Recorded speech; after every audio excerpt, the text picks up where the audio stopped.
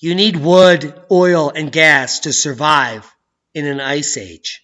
You and I were born in one. We just happened to be born during the Holocene warm, which is a warm period during an ice age where it's warm for just a few thousand years. But we actually were born at the very end of the longest warming period ever in history, which drops off for 80,000 years into a glacial ice that covers New York in 1 mile of said substance. And it penetrates all the way down at that thickness, 1 to 5 miles thick, into Wisconsin at some points. And just 12,000 years ago, this was the scenario. If you were living in Ohio, you could look to the east and you would see a 5-mile mountain high of ice in New York. It would be, more impressive than the Alps. And if you look due north, it would be 2.5 miles high, just 50 miles from you.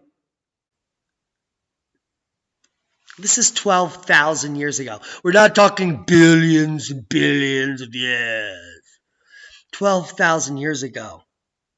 12,000 years ago. And the scientists want you to believe that we learned how to farm 8,000, 6,000 years ago.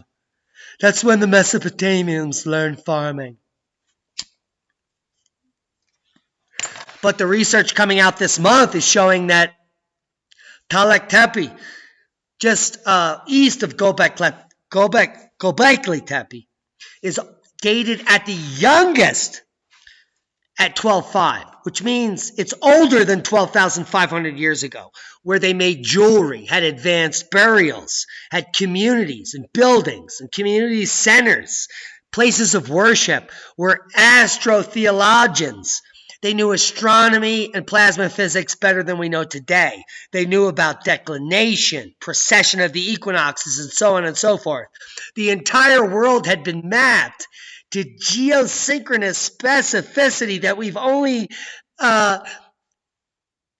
figured out in the last decade. They knew how to map the Earth better 13,000 years ago than we just learned. Isn't that hilarious? Do you hear CNN reporting on this? I didn't hear a word from MSNBC. Hello?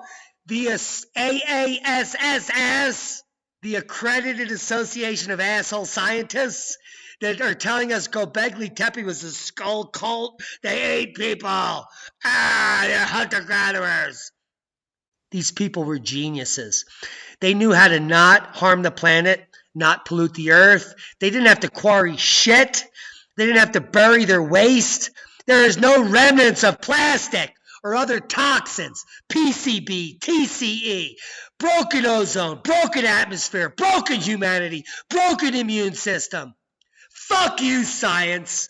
If you claim that you are something that's great, you're a fraud. If you're a current scientist in academia and you think you're doing the world a pleasure and you want to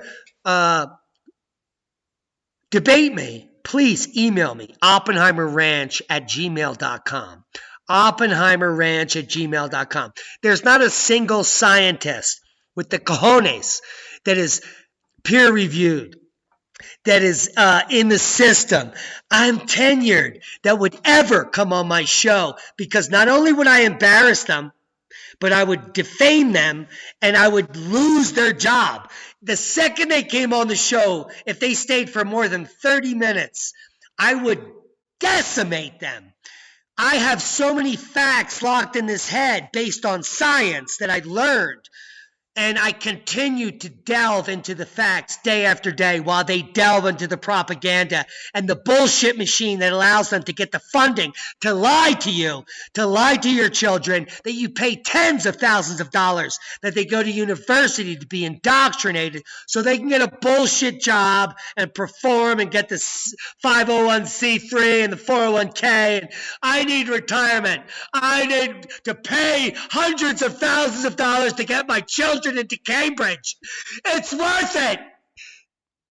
So what? So they can learn bullshit science from bullshit scientists paid by multinational corporations to fucking kill you? Oh my God! Wake up! I'm fucking done. I'm not even finishing this fucking program. Fuck you!